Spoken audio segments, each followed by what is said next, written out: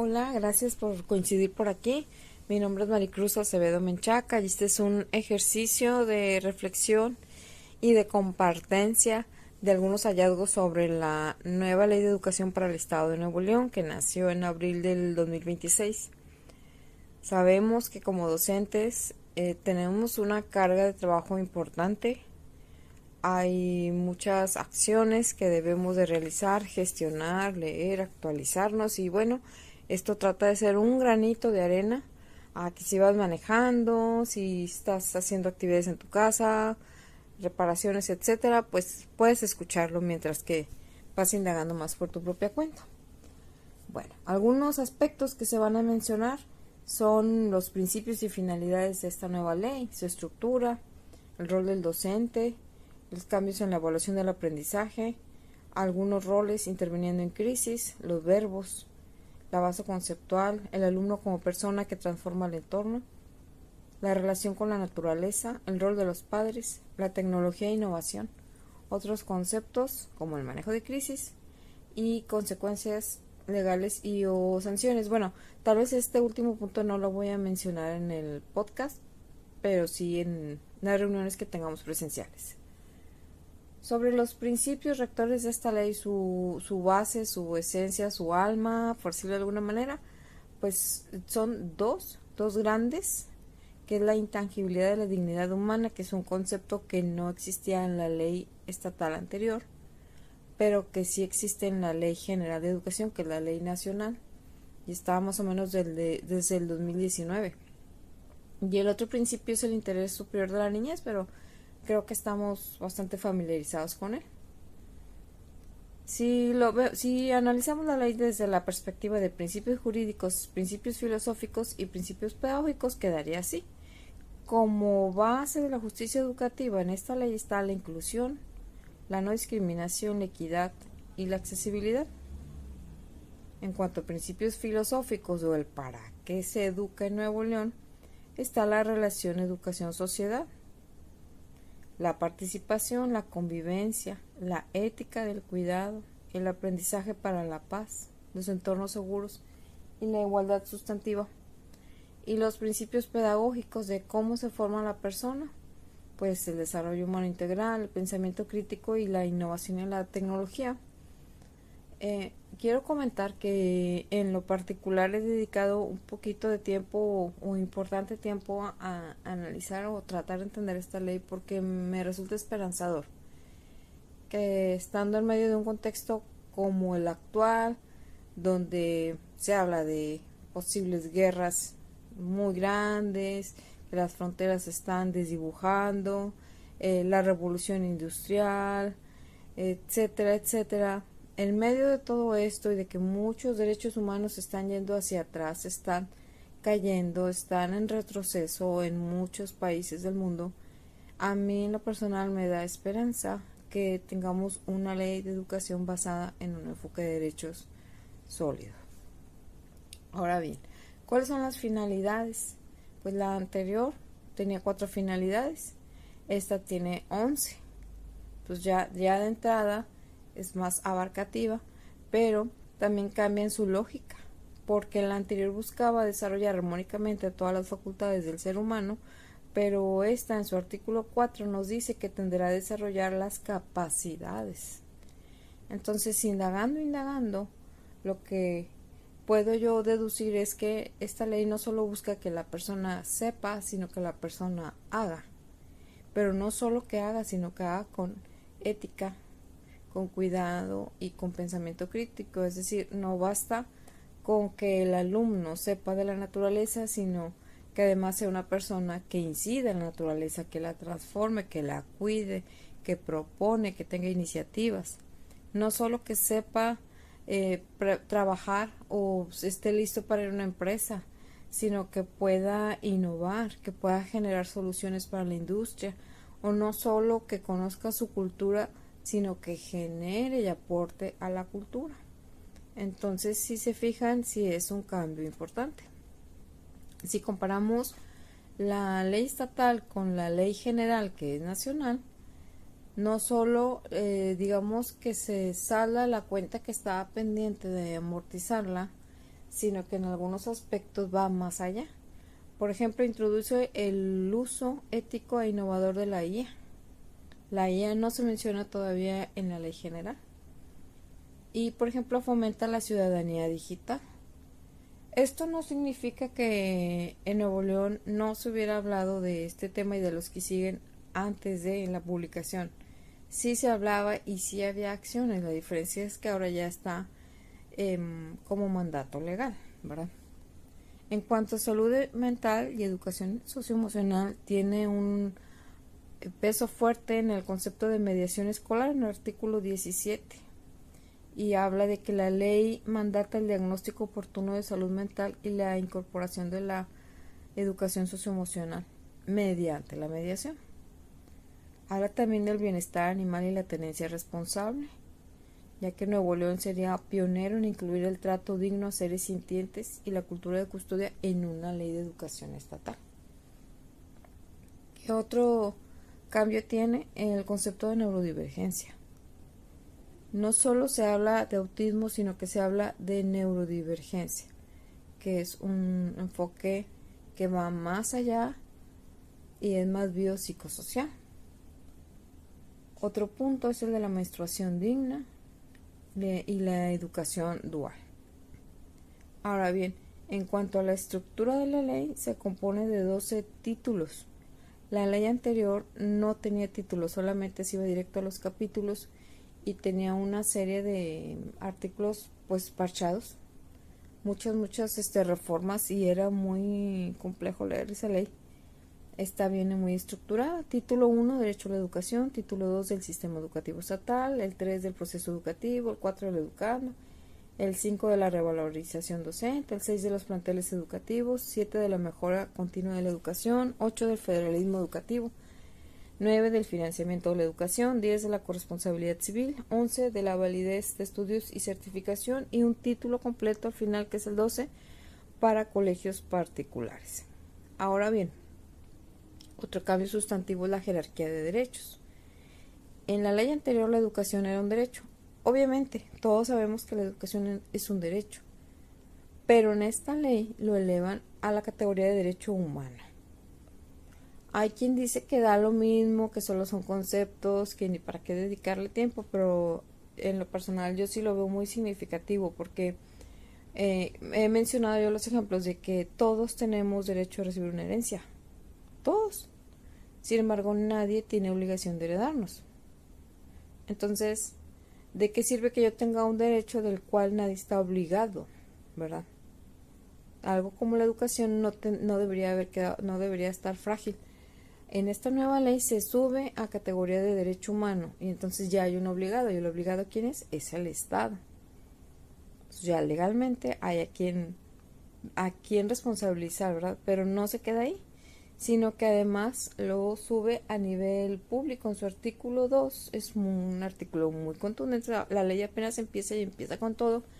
Nos dice que es un bien público, no un servicio, porque por si era un servicio público es la basura, la iluminación de las calles, pero un bien público se define por la no exclusión.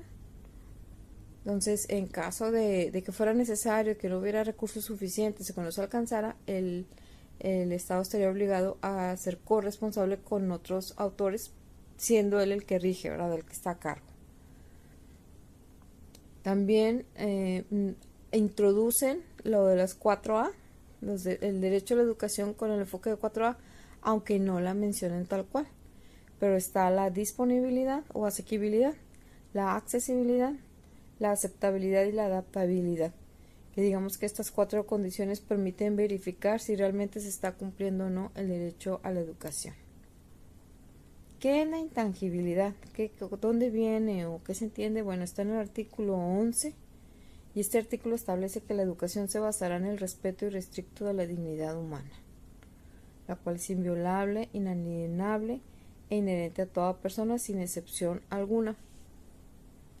Hay países, y tenemos países vecinos, que no han tratado algunos convenios internacionales que ponen a la educación en este nivel. Entonces, dado el estado de cosas que está pasando en el mundo, entre más difícil es una situación y más compleja, yo creo que más deberíamos abrazar el enfoque de derechos. Por eso reitero que me da esperanza la ley, aun y con todas las dificultades de operarla o de aterrizarla en la práctica, ¿verdad?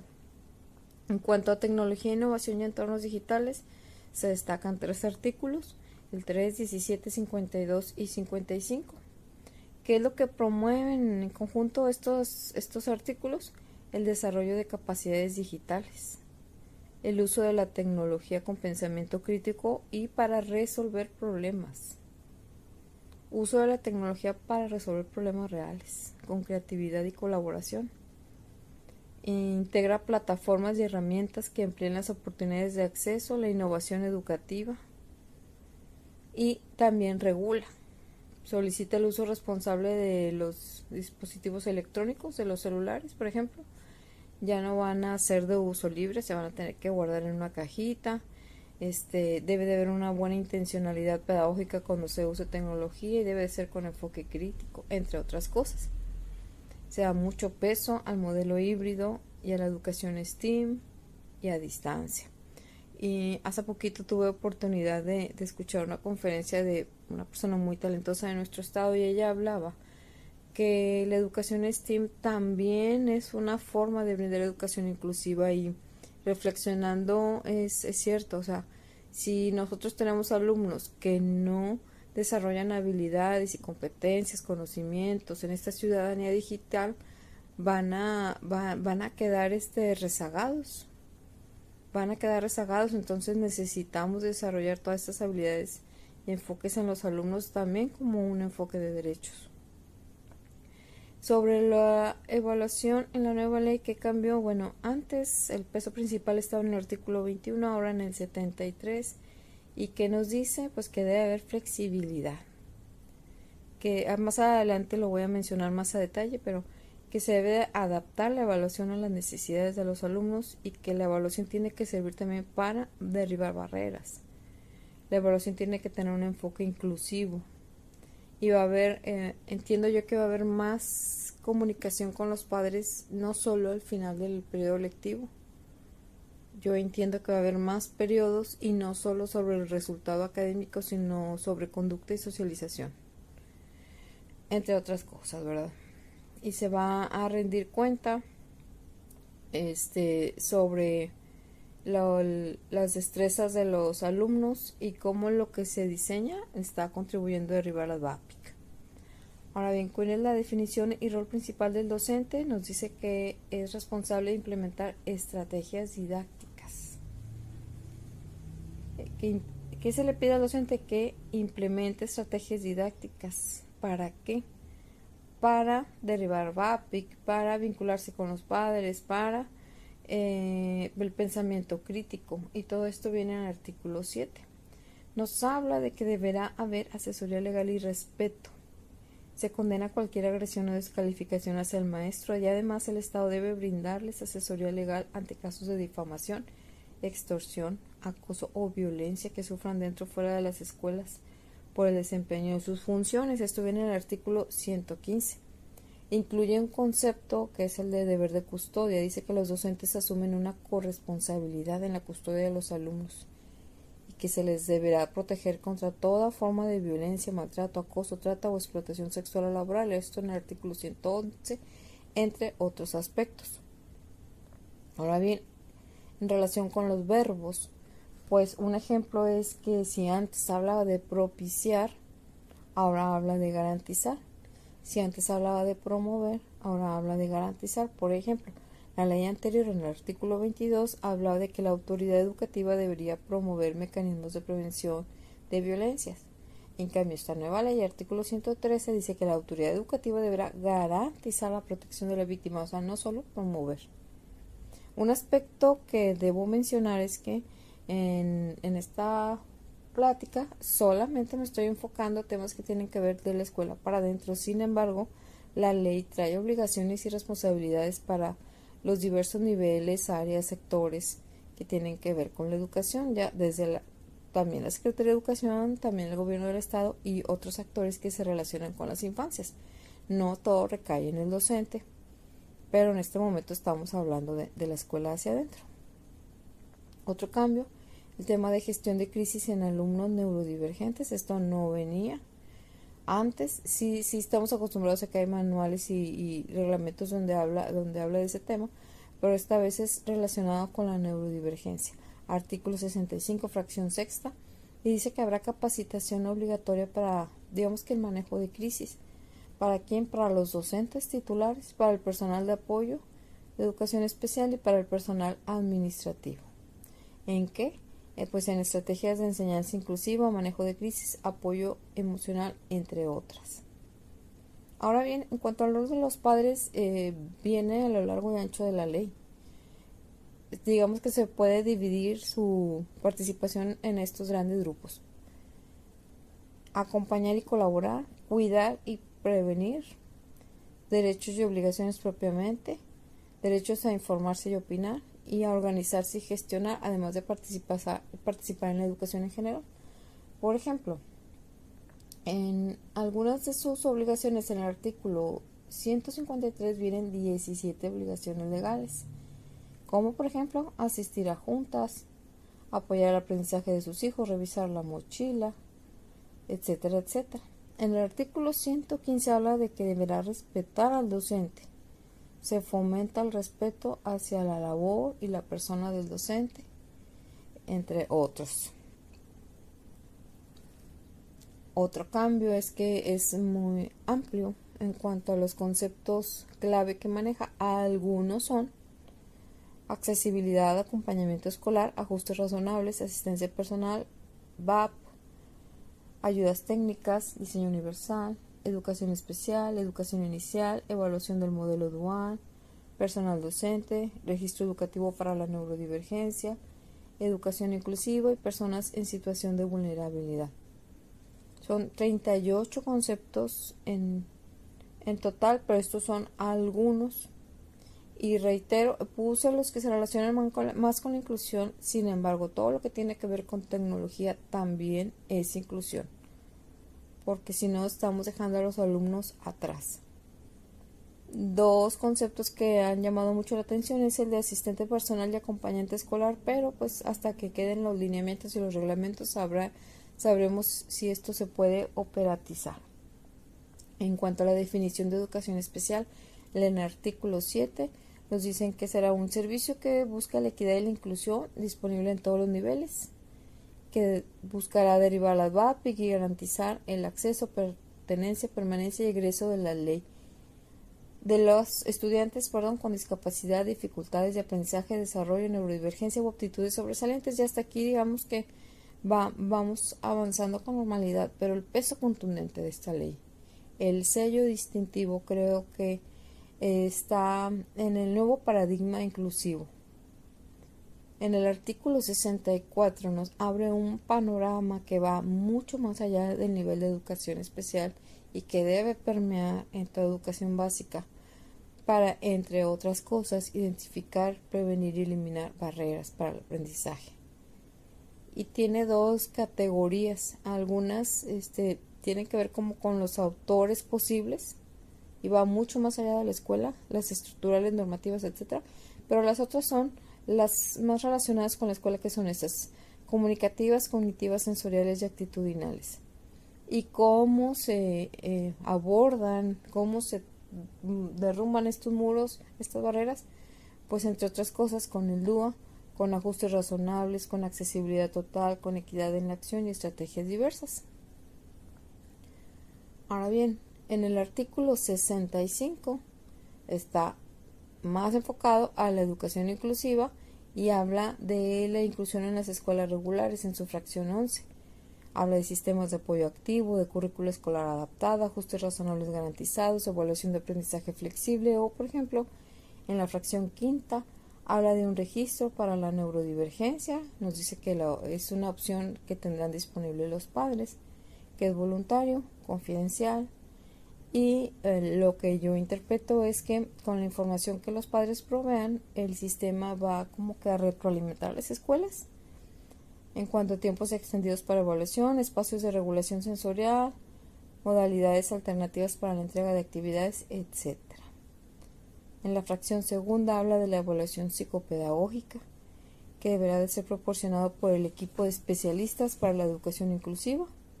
Identifica necesidades de apoyo, la adaptación curricular, el diseño de estrategias de enseñanza e inclusión y la evaluación de aprendizaje, y hace énfasis en que no deberá estar condicionado a un diagnóstico médico. Ahora bien, en cuanto al registro educativo para la neurodivergencia, los sistemas de apoyo y los ajustes razonables da como ejemplos tiempos extendidos en los exámenes o evaluaciones, modalidades alternativas para la entrega de tareas, modalidades alternativas para participar en clase, material didáctico accesible y adaptado, acceso a espacios de regulación sensorial o pausas programadas, y adaptaciones a la carga académica, al ritmo de trabajo y a los mecanismos diferenciados de evaluación, entre otras cosas. Nos habla también de que se debe adaptar el contenido en función de los lenguajes, modos y medios de comunicación que tenga el alumno, y que tendrá que valorarse cuál es el más apropiado y que dé respuesta a sus necesidades. Hemos compartido por ahí una PPT que incluye una tabla periódica de educación inclusiva en Nuevo León, que trata como que de resumir los principales recursos de los que habla la ley, recursos a implementar por los maestros. Y en la PPT también viene la parte de las consecuencias legales y o sanciones, pero no las voy a mencionar por aquí para no hacer tan largo este audio. Me voy a pasar a dónde estamos, ¿verdad? Hay muchas cosas que ya hacemos en Nuevo León. Estos conceptos, digamos que no son nuevos necesariamente. Sin embargo, habrá que reflexionar y habrá que ver en qué podemos mejorar y consolidar. Y algo que yo recomiendo muy humildemente es que reflexionemos sobre las VAPIC. A veces nos quedamos en la idea de que sí, ya sé lo que son las VAPIC, o sea, la parte conceptual está, pero el siguiente nivel es identificarlas en nuestra escuela, cuantificarlas, elegir las que se van a priorizar, incorporarlas a nuestro plan de mejora de nuestras escuelas regulares, planear acciones, implementarlas, evaluar el impacto, y ya una vez que evaluemos el impacto de estas acciones, pues ver si volvemos a reiniciar el ciclo o no, ¿verdad? Y yo he comentado algunas veces que para esto pues sí se ocupa honestidad y profesionalismo, porque a veces a los profes nos resulta difícil hablar de cosas que podamos mejorar porque nos sentimos incómodos. Entonces a veces hay cosas que todos sabemos o que todos vemos pero nadie las dice, y es bueno aprender a tener esos diálogos y esas reflexiones. Y como una adaptación de lo que se decía antes, es de que la calidad surge de reconocer que hay problemas, y pues también surge de reconocer que hay barreras. Por ejemplo, dentro de las barreras, que en muchas UDEI estuvimos trabajando durante este ciclo, que eran barreras estructurales, normativas, didácticas y actitudinales. En las didácticas, si quisiéramos empezar con algo así de que, bueno, es que ¿por dónde empiezo? Ya identifiqué las barreras, ya sé que tengo barreras pedagógicas importantes, o ahora, ¿qué más? Barreras didácticas, ¿qué más? Bueno, pues empieza con el DUA. Al no diversificar la práctica, pues entonces usa el DUA, pero también lo mismo que mencionaba antes, o sea, no el DUA de que como algo que veo en un consejo técnico y ya no lo vuelvo a usar, sino llegar hasta las pautas, introducirla en la planeación docente, diversificarlo, ¿verdad?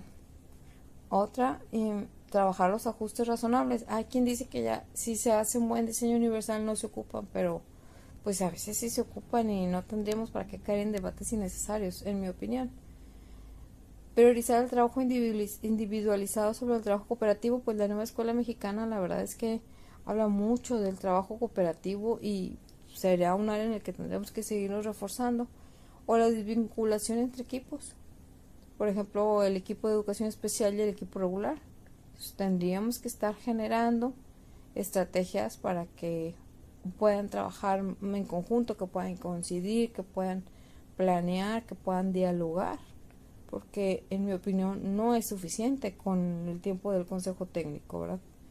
Entonces, bueno, hasta aquí la plática, y yo lo que me quedo con, lo que me hace cuestionarme todo esto es en qué nos tendremos que reconvertir. O sea, no son cambios menores, aunque digan que son conceptos que ya existían y aunque digan que esta ley no tiene nada nuevo, la verdad es que sí tiene mucho nuevo. Y yo me pregunto en qué tendríamos que reconvertirnos, cómo tendría que ser una nueva lógica de las interacciones entre nosotros, entre los diferentes niveles, instancias, áreas, de qué tamaño que tendría que ser un nuevo nosotros y cuál es el límite. Entonces estamos en una época desafiante, no vamos a romantizar, hay muchos problemas sociales, hay muchas necesidades de mucho tipo, sin embargo, creo que también hay muchas posibilidades de crear nuevas formas de trabajar en conjunto. Bueno, pues muchas gracias por haber llegado hasta aquí. Muchísimas gracias. Espero que algo de esto te pueda ser de utilidad y quedamos a tus órdenes para cualquier duda o sugerencia en el correo maricruz75aam@hotmail.com. Saludos.